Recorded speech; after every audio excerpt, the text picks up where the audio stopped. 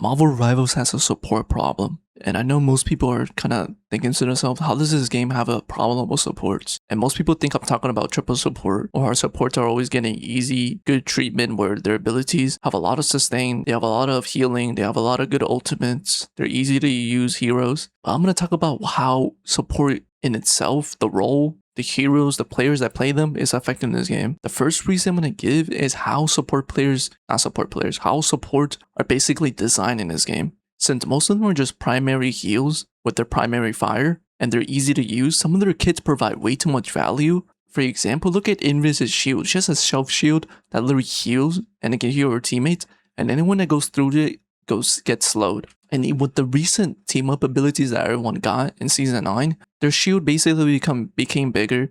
People that shoot through it get more like, I think they get fire damage, or they basically something like that. But they basically, all these supports that are just simple, straightforward to use, they got massive boosts. They're easy to use. They provide a lot of value. Their ultimate is pretty good. They have a lot of sustain. They could put a lot of damage too sometimes, like Luna Snow. But the main thing that really affects us isn't that they're really straightforward and easy to use. The thing is that when the people that play them, once they see they're easy and straightforward to use and they actually enjoyed playing this type of role, it just encourages them to just keep playing the role. So when they keep playing this role over and over, eventually they become entitled to a certain playstyle. And the playstyle we see when it comes to certain mains, support mains out there or support players, is that they just like to heal whatever's in front of them because it's easy and simple to use. If the people that already go for easy to simple to use heroes end up, because the people that usually go for these easy to simple to use heroes that provide a lot of value, they're typically the ones that want to play in a certain way. They want to play chill, relax, they want to play simple, they want to play nice and clean, and they always want to get consistent damage, consistent eliminations, consistent heals, whatever it is. These are the type of players that are picking support most of the time. But since these two reasons I gave, this is where the problems really start happening. Anything that disturbs these players' gameplay style, like let's say when White Fox got released, most of these supports couldn't really fathom. They couldn't really accept that a healer was basically F tier from the start because her heal wasn't that good. Most players were just playing her like a traditional support, where they just go in the backline and just heal whatever's in front of them. So that's literally a sign, like when you kind of like fiddle with people's gameplay style, they end up just like not having a good time and they end up not enjoying it. But most importantly, they end up really just complaining, hoping that NetEase does something about it, and they do, and it actually does have an effect, because NetEase did give White Fox a buff, even though she wasn't broken to begin with. And this goes across many examples throughout the game's history where supports will cry about always dying to dive, always getting dove, now getting peels, basically not being able to play the game. And the thing about it is that it's not that they can't play the game, it's that they can't adapt to the game. And the only reason why they can't adapt is because of the type of players they are. And then if they can't adapt, most players just quit. But NetEase doesn't want that, so what do? They basically give them more sustain, more healing, better ways to counter dive. So that's what I mean. Like, it's not just that these players are the main reason why support is a problem in the game. It has to do with how support was brought into this game to begin with. It's kind of it's also like Marvel Rivals being a casual game that it is. It's also the reason why these support players are always crashing out or always complaining on Twitter about support not being good this season, how dive is actually broken, how they can't stay alive for more than like 2 seconds without getting one comboed or one shotted or something like that. It's because the game is literally designed this way in terms of support being really easy and straightforward to use, but also how it attracts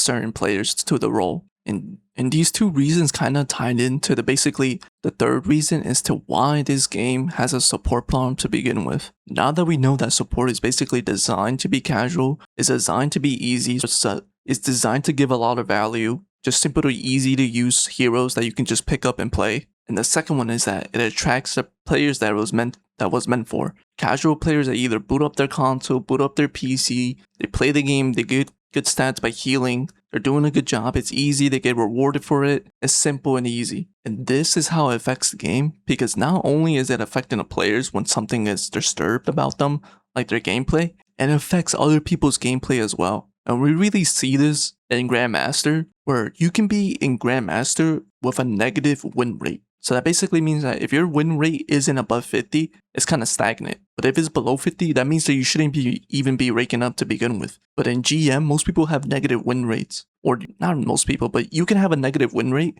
and still get to GM. And that's basically showing you that you don't even need to play as a team. You don't even need to be particularly good at what you do to rank up. You can just play the game and you can just rank up easily. Especially if you're the type of person that puts a little bit more time and energy into learning the game and playing as a team, then you're obviously going to get to GM pretty quickly. But this is what I mean. If you play GM, if you even play Diamond, Celestial, if you're a DPS player, a tank player, or even a support player sometimes, most of the times people blame not getting enough heals. And the thing about it is that it's always been in this game to begin with. Ever since this game came out, people have always been complaining about not getting heals from their support, GG no heals, and people have been complaining, and for good reason. People think like, oh, DPS players with the biggest heals are complaining for no heals. It's like typical, they're not self-aware, they're basically just complaining for no heals for the lack of skills. You know, everyone makes that meme of like, oh, that one trick Spider-Man on your team that's going 13, that's going like 3 and 13, basically feeding the enemy team. But when it's not the issue of the DPS or the tank,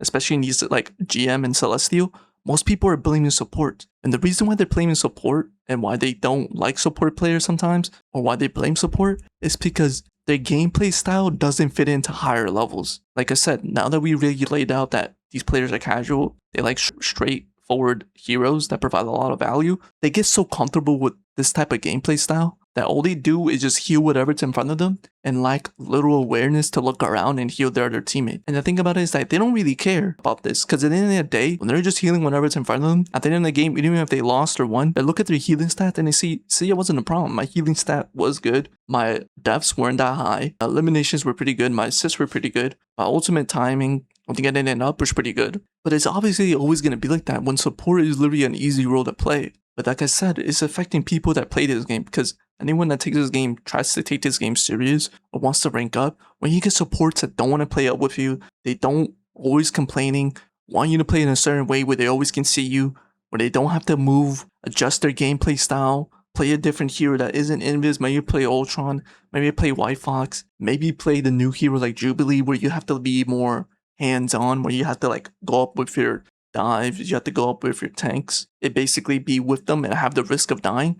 Most players that play support and just heal whatever's in front of them, they do not want to do this at all. This is why in Season 9 they buffed the energy conversion for support's ultimate, so they can get them up way faster. They gave them good team ups that basically provides a lot of heals, a lot of sustain, a lot of damage blocked. Like if you look at Cloak and Dagger's ice up ability, where she basically becomes an ice statue where she can't get hit, she can't take no damage and heals, with the Luna Snow team up, is basically just showing us that they're basically catering to these type of players. They know their audience when these support players are playing supports. And if this keeps going on further and further, where NetEase is kind of catering to them, more of these players are becoming more apparent. It's already having a negative effect in this game, but it's going to have a bigger effect going further into the game. And I think Season 9 really highlights this and really shows us that support is really becoming a problem. And when good players really recognize how broken support is, how easy it is, how much value they give, this is why people run triple support, because they know it's always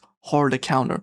There's only a small window where they can actually become killable. And the thing about it is that you need a lot of skill, you need a lot of time management, cooldown management, a lot of these things in order to execute in that given window. You need a lot of skill just to take down something so broken out that basically the other person is not even working hard for. And most people, since already Season 9, people are really getting fed up with this. Like, most players are just having enough of just dealing with triple support, dealing with broken supports, having their support players just become entitled players where they don't heal you because you talk bad to them, or you said like, oh, can you push out with me, and they stop healing you, or they use their ultimate in the most predictable ways possible. They play it in bots. They basically get called heal bots, and for good reason too. It's like really taking a negative effect in this game. I think it doesn't really play a big role, or it does kind of play a big role sometimes, like I said, like in GM and Celestial, but once you go above that, the gap between broken heroes and teamwork is very big. It is why people stop breaking up around Celestial. It's because once you go further, you need more communication, like comms, like speaking on the mic, communicating to your team to line up certain abilities and ultimates where you can get a team wipe, or basically line your abilities up in the perfect way. You gotta play more as a team. But the thing about it is, when you go even further than that, it only takes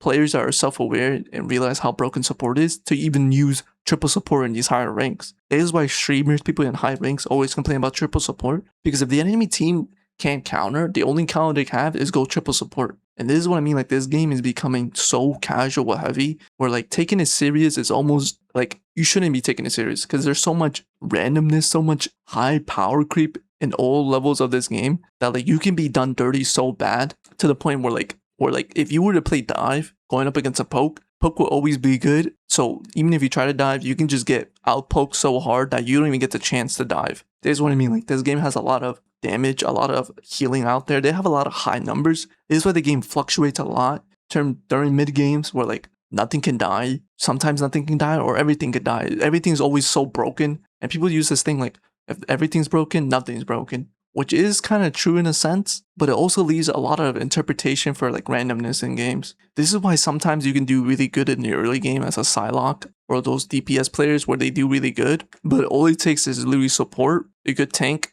or triple support to counter this, or to have more sustain. This is what I mean, like this game has a lot of broken features, which a lot of people can abuse in certain ways, but it makes the game really unfair because it makes the game too unpredictable.